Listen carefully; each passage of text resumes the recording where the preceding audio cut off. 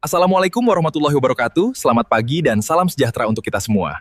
Hari ini kita akan mempelajari laporan arus kas dalam akuntansi. Laporan arus kas merupakan laporan keuangan yang menyajikan informasi tentang penerimaan dan pengeluaran kas perusahaan selama periode tertentu secara sistematis. Laporan ini sangat penting karena membantu mengetahui kondisi kas perusahaan.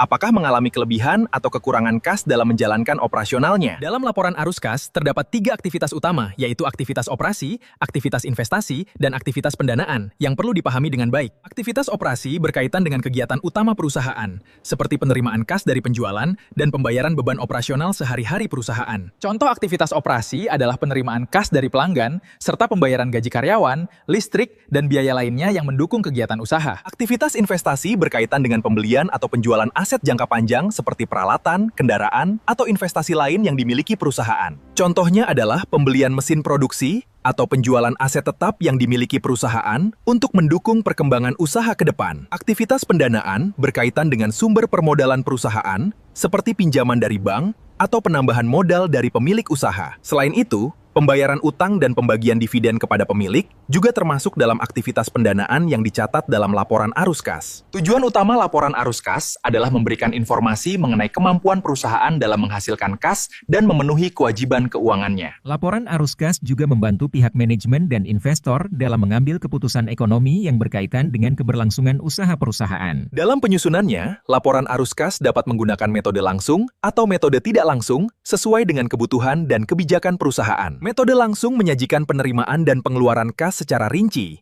sedangkan metode tidak langsung dimulai dari laba bersih yang disesuaikan. Dengan memahami laporan arus kas, kita dapat mengetahui dari mana sumber kas diperoleh dan bagaimana kas tersebut digunakan dalam perusahaan. Hal ini sangat penting untuk menjaga likuiditas perusahaan agar tetap mampu menjalankan kegiatan operasional dengan lancar dan stabil. Kesimpulannya, laporan arus kas memberikan gambaran nyata tentang aliran kas masuk dan keluar dalam suatu periode tertentu. Pemahaman yang baik tentang laporan arus kas akan membantu dalam menganalisis kesehatan keuangan perusahaan secara lebih menyeluruh.